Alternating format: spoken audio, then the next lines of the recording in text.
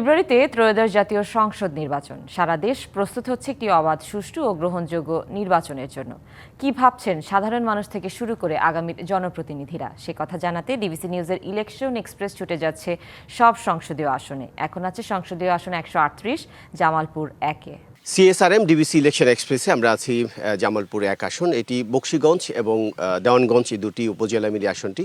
আমার সাথে এই মুহূর্তে যুক্ত আছেন জামায়াত ইসলামীর কেন্দ্রীয় কমিটির সুরা সদস্য মোহাম্মদ নাজবুল হক সাইদি। আপনাকে স্বাগত জানাচ্ছি আমাদের সিএসআরএম ডিবিসি ইলেকশন এক্সপ্রেসে।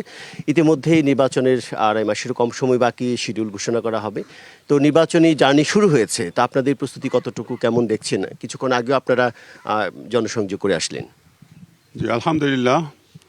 ডিবিসি নিউজের কর্তৃপক্ষ এবং সকল দর্শক শ্রোতাদেরকে জানাই সালাম এবং শুভেচ্ছা। নির্বাচনী রোডম্যাপ ঘোষণার পর স্বাভাবিকভাবেই দেশের মানুষ নির্বাচনের জন্য প্রস্তুতি নিচ্ছে এবং আমরা আশা করছি যে ইনশাআল্লাহ আগামী ফেব্রুয়ারি মাসে উৎসব মুখর পরিবেশে সকলের অংশগ্রহণের মাধ্যমে একটি সুন্দর ইনক্লুসিভ নির্বাচন ইনশাআল্লাহ অনুষ্ঠিত হবে এবং এর জন্য দেশবাসীও প্রস্তুত। সারা দেশবাসী 15 বছর বাংলাদেশে কোনো ভোট দিতে না পারায় নির্বাচনের জন্য, ভোট দেওয়ার জন্য উন্মুখ হয়ে আছে।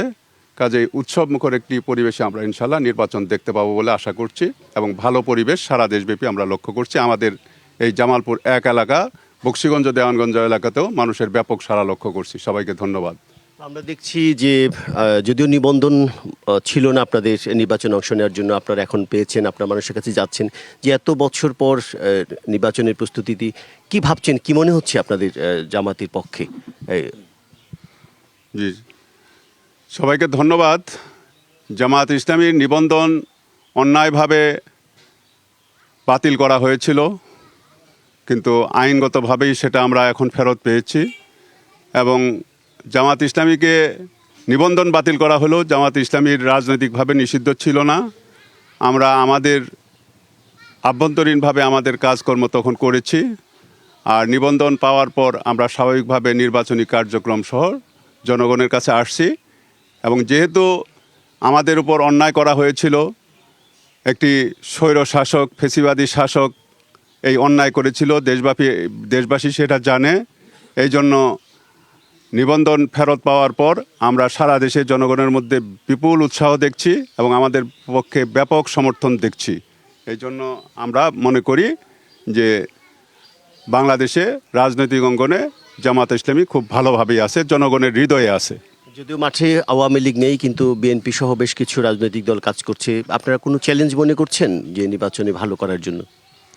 না, ধন্যবাদ।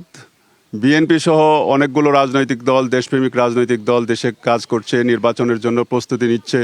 রাজনৈতিক অঙ্গনে রাজনৈতিক দল থাকা এটাই স্বাভাবিক এবং সকল রাজনৈতিক দল কাজ করবে, নির্বাচন করবে, এটাই স্বাভাবিক। আমরা কাউকে চ্যালেঞ্জ মনে করছি না, সকলকে রাজনৈতিক সহযোগী মনে করছি। নতুন বাংলাদেশে নতুন রাজনীতি সংস্কৃতির চর্চা প্রত্যাশা ছিল বাংলাদেশের মানুষের, কতটা পূরণ হয়েছে বলে মনে করছেন, বা আপনারা যদি সরকার গঠন করতে পারেন তাহলে পূরণ করতে পারবেন কিনা মানুষের?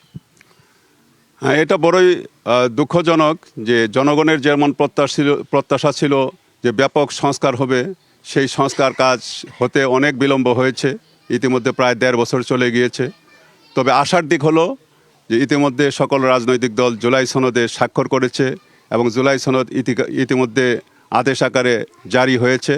আমরা আশা করছি এর আলোকে ইনশাআল্লাহ আগামীর বাংলাদেশ খুব ভালো বাংলাদেশ হবে এবং আমাদের কাঙ্ক্ষিত সংস্কার, জনগণের কাঙ্ক্ষিত সংস্কার বাংলাদেশে আমরা দেখতে পাবো এবং একটি সুন্দর রাজনৈতিক এবং গণতান্ত্রিক পরিবেশ বাংলাদেশে গড়ে উঠবে। আপনার জন্য অনেক অনেক শুভকামনা থাকলো সিএসআরএম ডিবিসি ইলেকশন এক্সপ্রেসে। আপনি দেখছিলেন সিএসআরএম ডিবিসি ইলেকশন এক্সপ্রেস। আমরা জামালপুর 1 আসনে পরবর্তীতে দুপুর 2টায় অন্য কোনো রাজনৈতিক দলের সাথে কথা বলার চেষ্টা করব। ততক্ষণ আমাদের সাথে থাকুন।